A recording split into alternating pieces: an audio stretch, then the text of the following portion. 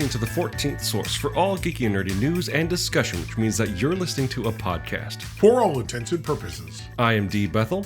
And I'm Major Rasplin. And we are your two overeducated, codependent nerd hosts, bringing you the things that we like to talk about, but filtered through inquisitive and critical lenses. In the episode for the end of 2024. Oh my god! Oh my god! It's the end of the year. Well, and also a little bit of the beginning of 2025.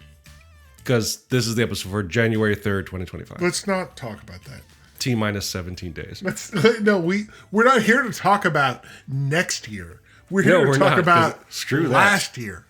Which is weird to say. It's probably going to be, 2024 is probably going to be better on the whole than 2025. I mean, will be. Who knows? Who knows, right? Only the the curator knows.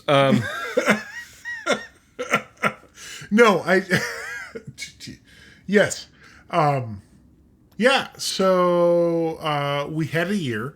And it's rounded out splendidly. I mean, we got a new Doctor Who episode.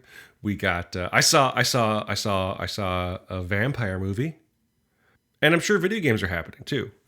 But we are here to talk about the year that was. Like we did last year, we kind of just spent the final episode of the year talking about our favorite quote, you can't see my air quotes. Our favorite thing of 2024 in this case. And we don't have to limit it to one single thing. That's reductive and rude.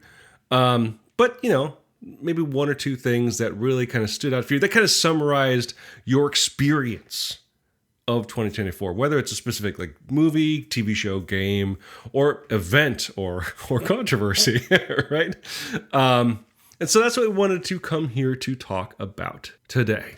So Andrew, why don't you tell me what your thing of 2024 is, or at least one of them. So actually, I want to talk about Lower Decks, Star Trek Lower Decks, because quite frankly, it's a Star Trek show. It's the animated show. Brilliant. It's it's the fun Star Trek show. But this was actually their final season, which ended actually 2 weeks ago. We've not spoken about it as part of the show. No, we haven't, actually, yeah.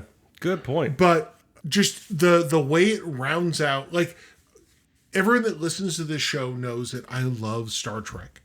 Like, I love Star Trek more than Star Trek should love Star Trek.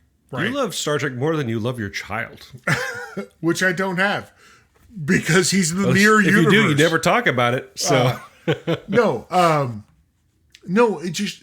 The Lower Decks was a show that when it came out, I don't know if I knew what it was going to be about.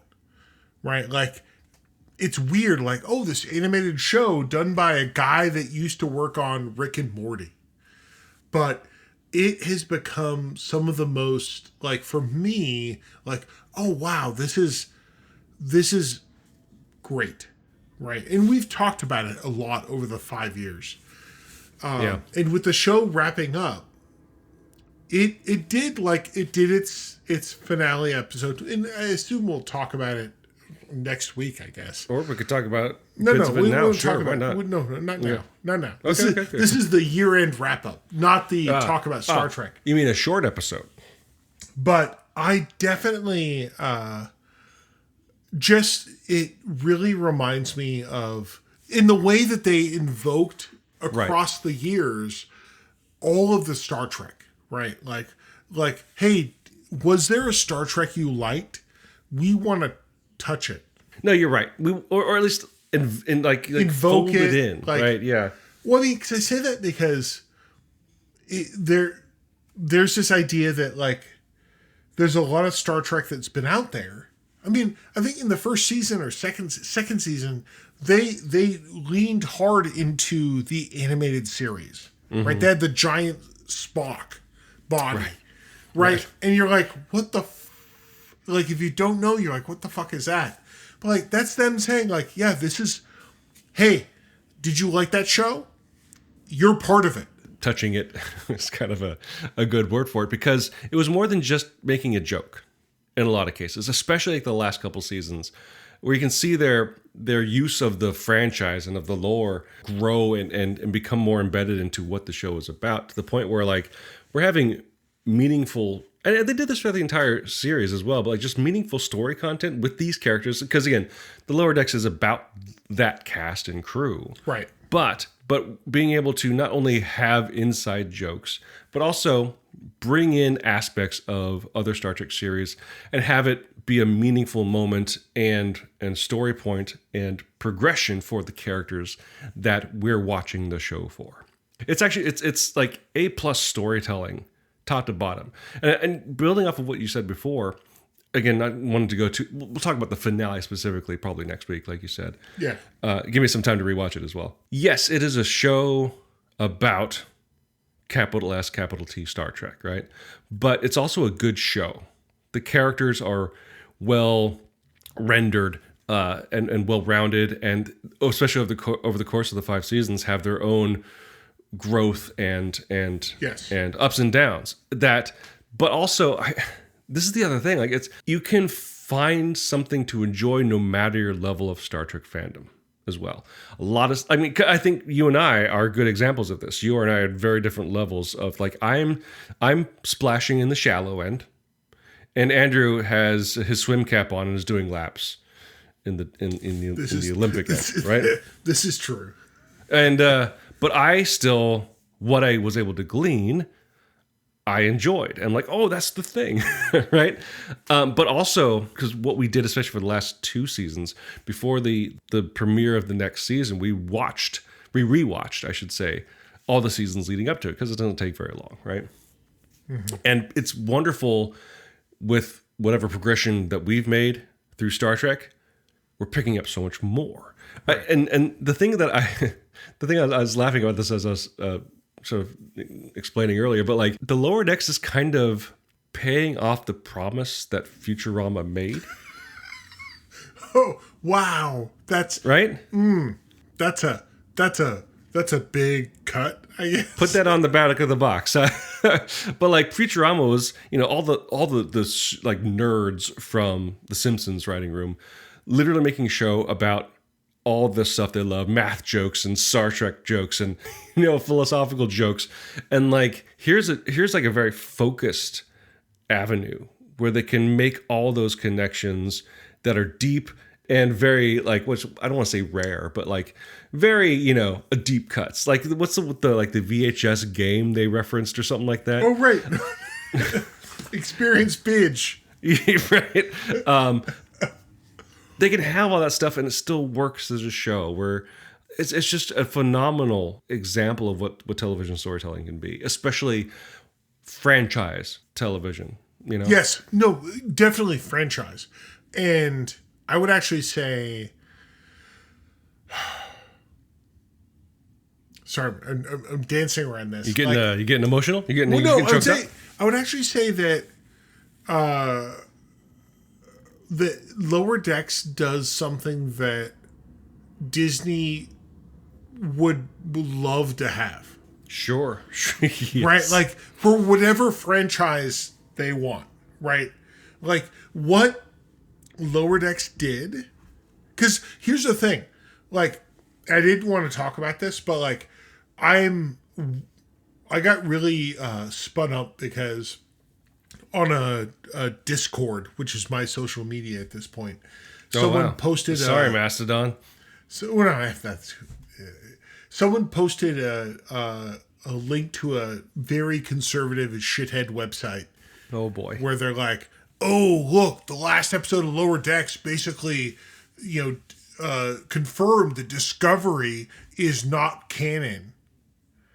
And you're like, what the fuck are you talking about? It's like, the premise of Lower Decks is everything is canon. But the idea that like the last episode of Lower Decks had for moments a scene where the Klingons turned into Discovery Klingons. Oh yeah, somehow that confirms that Discovery is not canon.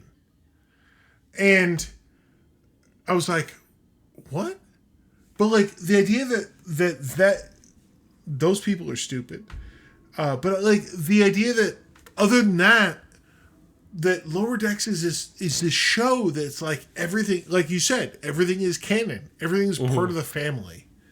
Right. In contrast to a lot of other shows or a lot of other, I guess, worlds, the Disney shit, where they really struggle with, like what belongs and what doesn't. Right. Because they made everything so interconnected in a way. So something we've talked about before, like the homework of the MCU, right? Where Star Trek generally is able to avoid that problem, probably because of the premise of like the staple shows of original series, Next Generation, and Deep Space Nine, right? Where like they can reference other things and have crossovers, but like it's not dependent on knowing necessarily what happened in previous stuff. These are all shows built off of a general premise rather than being built off of each other, which is an interesting. So I wonder if Marvel, now that they're wrapping up What If, looking at Lower Decks going, fuck, we should have had something like that. And don't be surprised if you get it, if a news headline crosses Variety or something like that saying like Disney just bought the entire writer's room of Lower Decks. I mean, they were good. So that's my 2024. Love it. Don't know how to leave it. I mean, also going to have to. It's done.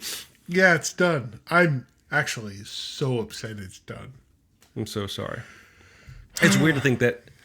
I mean, again, I love Strange New Worlds, but just generally, like, probably the best Star Trek that's been on. I mean, like, most consistently written, consistently acted, consistently just smart. It's crazy how a show that is ostensibly built as a joke, right, became like, it's like what did they call him in is it Loki? Where like no was it Deadpool, the new Deadpool, where like the anchor being like is Lower Decks the anchor being of the Star Trek universe? Maybe. Yeah. So it's weird that this is the show that I didn't expect to love this much. Mm-hmm. But now I'm like, oh, it's over. Yeah. Right. So anyway, that's my 2024 sad place, I guess. Hey, Dan, what about you? Well, that's actually kind of strange. My thing of 2024 is also going to be kind of sad, or I guess and then this applies to Lower Decks, a little bittersweet for a couple reasons. I think of all the games I played, movies and TV shows I watched, things I read, the thing that I keep coming back to, and I guess technically I have two, but let's talk about 2024 specifically, is a very short television show. I think I can't remember if I actually talked about it on the show. I know I hinted at it, but it's an Amazon Prime show from, I think, 2020, but I didn't watch it until this year. Tales from the Loop. Based on the Simon Stålenhag book. He's an artist, and as Andrew has noted before, a kickstarted, I believe, and popular role-playing game. Oh, who knows? It's a loop. It's sometimes popular, sometimes not. The show, for those that aren't aware, it's a one season, didn't get renewed. I think it's 10 episodes, something like that. Maybe even 8. Show about this sort of like middle of nowhere Midwestern town, USA, that has something called the Loop, which is basically a mysterious machine that has an entire sort of containment unit underneath this small rural town, underground. It causes things to happen in the town that are inexplicable, sometimes scary, sometimes kind of sweet. But basically, it's not about the mystery of this strange machine called the Loop. It's about the people that live in this town, some of whom are actually actively and directly involved with maintaining this machine. Other are just, people that live in the town. And what I like about it is that it's kind of also ties into something that I've been exploring this year. Drugs. No, joke. Whoa. No, I've been exploring a little bit like... this is twofold: anthologies and science fiction. I think mostly because like the science fiction I tend to ingest, aside from Star Trek, has been like horror science fiction, like, Alien, right? Or like The Thing, right? I like that kind of stuff. But I'm like, I was visiting my dad, and my stepmom let me borrow a book by an author who has some shitty politics in the long run, but a guy named Larry Niven I was reading these stories from like they date back to like the 50s and stuff, and I'm reading it and I'm like, sorry, the Kazin. The Kazin. Yes, that Larry Because Niven. actually, so he wrote an episode of Star Trek: The Animated Series. Yes, he did. Which yes. he was also writing his stories about the Kazin. Yep. But he featured them in the episode, which is why Star Trek now has the Kazinti. See, it's all connected. It's all connected. See, it's just like old ass. She let me borrow this old ass short story collection from 1975 called "Tales of Known Space: The Universe of Larry Niven."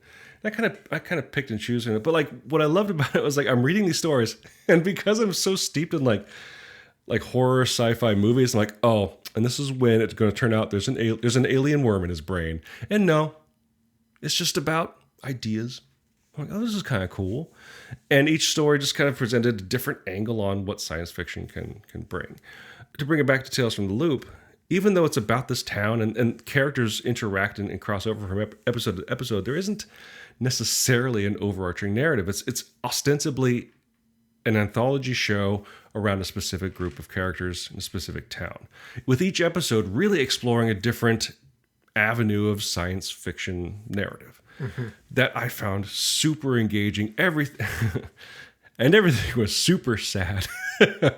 But there was something, especially coming out of, again, I still feel like, coming out of the pandemic, living in a pandemic world, but something so simple, so focused, so small, but also exploring like real existential ideas in a really engaging, and especially since it's based off of Simon Stålenhag's work, in a beautiful, thoughtful, considered presentation. I just found so cathartic, especially once we got to the end of the last episode. Like my wife and I'm not gonna lie, we were just like wrecked to the point where for the next like 3 or 4 days, if I even thought about that final episode, I would get like choked up. Not because it was overly like sad and tragic. It was just so humanistic. And in a world where I feel like, maybe this is also coming from me being a teacher, where, everybody's either has headphones in, or AirPods in, or their phones out, their laptops out, and like obviously that's not the problem, but like we became a civilization or a culture that has become even more like technology dependent. That seeing something that's so about the human condition, connection, was just so kind of nice to see. So it was a sad series, but like it was more just touching, and it's just nice to see that kind of shit. And, I just really enjoyed that. And something that has, I really also kind of, this is probably my brain after it got rewired during the pandemic, of like, I really just enjoy anthology storytelling, whether there's a larger connection or not, to the point where I've, in terms of the fiction I've been reading, I don't read a lot of fiction at this point. That's not comics, but like it's all been short story collections and anthologies, and otherwise it's been the nonfiction I've been reading has been criticism. But I'm coming into 2025 wanting small stories, focused ideas that really say something, instead of just, hey, you're stuck inside for the next how many years? Here is 20 million hours of content. Be sure to keep, kind of what you were talking about, like with the MCU. It's like, do you know everything that's happened? You got to know it all before we enjoy the next thing. It's like, how about, here's something that we're throwing at you. What does it say to you, right? How do you react to it? Well, it's oh my gosh, you've invoked my other, I guess, 2024 thing, which is Marvel's What If. I need to catch up on that, yeah. Which I don't want to talk about it too much. I will not have that done by next week, but I'll probably make a dent. Oh no! I mean, you're years behind. So what if is their show? It's the season 3 ended. It's an animated show. I think Right. we've talked about it before. That's where my animation snobbiness came through. Right, their third and final season ended this week. As of this recording, yeah. I'm not going to talk about the show, but I actually want to addressing that. Like, what I actually realized I liked about the show was just the sort of like fuck offness of like, we're going to do a story about these characters in whatever context. Right. Now, don't get me wrong. Like, what if the show had the problem of a serial narrative? Like, they wanted to do a story that mattered, right? And they do. It's fine. Like, I'm not saying that. But that's the whole. But so at odds with like the whole point of what if, right? But like kind of the idea of like, in the world where everything is canonical, big fuck off stories. Right. The idea of like, what if whatever? Like, what if whatever? Like, what if, Iron Man had 3 tits? Like, Nice. that's sorry. Nice.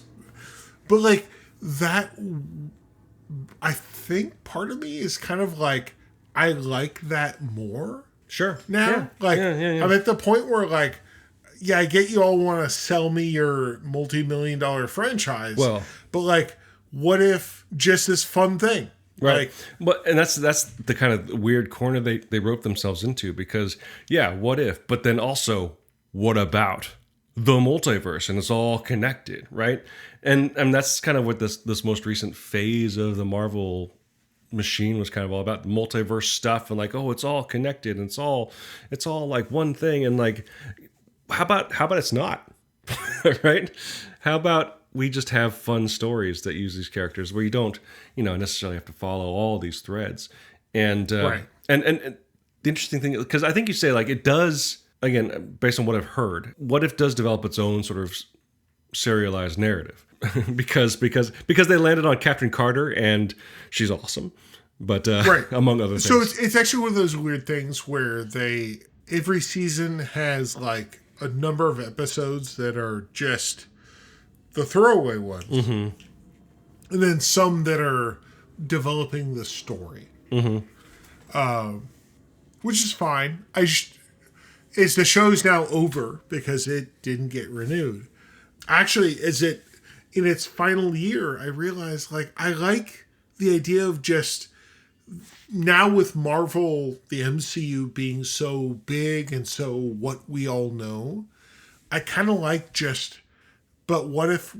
Again, but what if? Right. Like, what if we just did the side story, the whatever story, like the shit that doesn't matter for the continuity. Yeah. Right. Yeah.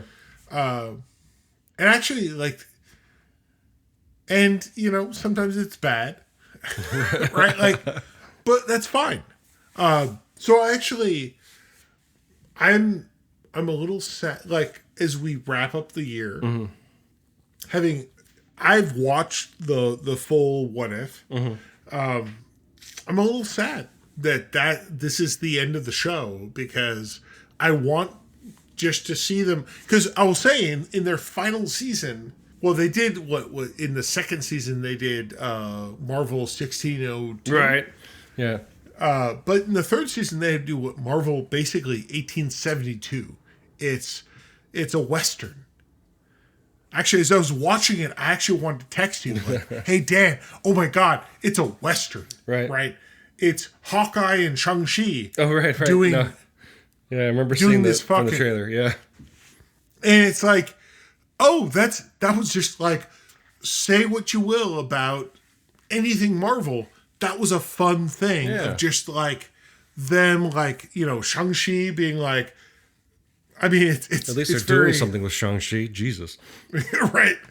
And like the puncher and the shooter, having their story in the Wild West. I was like, damn, this was cool. Like, where was this? Sounds fun. But the idea that, I guess I don't care about your big story anymore. Right. Whoever you are, Marvel, Star Trek, like, it's fun. Like, just give me some fun things to watch. Yeah. Anyway, I guess that might be my weird takeaway from 2024. Don't end good shows. And yes, and I don't care about your canon. Wow. That's big. That's a big breakthrough. I'm glad I was here. Wow. I think I've been there before. Unless you do it right via Lower Decks. Well, Lower Decks is like, what if we did the canon, but also let everyone be part of it, right? But that's hard. Like, don't expect everyone to be that good at it. 2024, much like a lot of television shows, it too came to an end. And onward now to 2025. So if you, dear listeners, have any thoughts about the topics we discussed this week, feel free to leave your thoughts as comments on the page for this episode at forallintents.net. You can also post your comments or engage in conversations with other listeners on our Facebook page. You can find us on other social media as well, specifically places that Andrew and I frequent, which is definitely not Twitter, which means you can find me on Instagram at dbethelcomics, and you can find Andrew on Mastodon at profounddark@dice.camp. While you're at our website at forallintents.net, you can also take a look at our YouTube page, which you can find by clicking on the link in the corner that says YouTube. There you'll find this show simulcast in YouTube. If you are listening on YouTube, please like and subscribe, or as the kids like to say, ring that bell. We use 2 tracks of music for our show. One is called Disco Medusae, the other is called District 4. They're both written and performed by Kevin McLeod of the Clan McLeod, immortal swordsman, graph paper enthusiast, and musician extraordinaire. You can find his music at incompetech.feelmusic.io, and that's all licensed under the Creative Commons 4.0 attribution license. If you like the show and like to help us out, the best way to do so would be to subscribe to the show using whichever podcasting service you happen to use. What would help us out even more, though, would be to leave some sort of review, whether a text review or using the proprietary metric, will spread the word to new potential listeners through the magic of algorithms.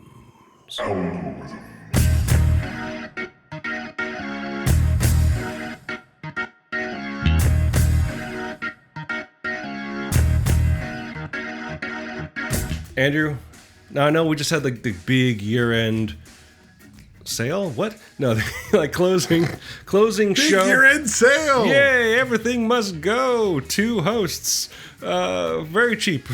Wait, who's buying you? Probably Disney. But no one's buying me. Oh, poor Andrew. Maybe Paramount? Maybe you get purchased by the city of Seattle. Here's hoping. All hosts must go. Oh, there we go. So until your favorite hosts go to a better place, or to a better position. Oh gosh. Yeah, that's you know what we're ending. Yikes. That's 2024 in a nutshell. I'm D Bethel, and I'm Andrew. And I'm Andrew Asplin. And for all intents and purposes, that was a podcast.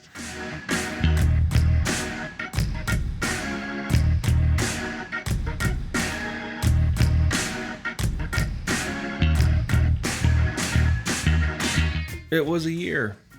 It was. I think a lot of good things in terms of nerdy and geeky stuff happened, and a lot of things came to an end as we've been discussing. And there seems to be a lot of interesting things. America. Sorry, there seems to be a lot of other things around the corner that I can't wait to check out.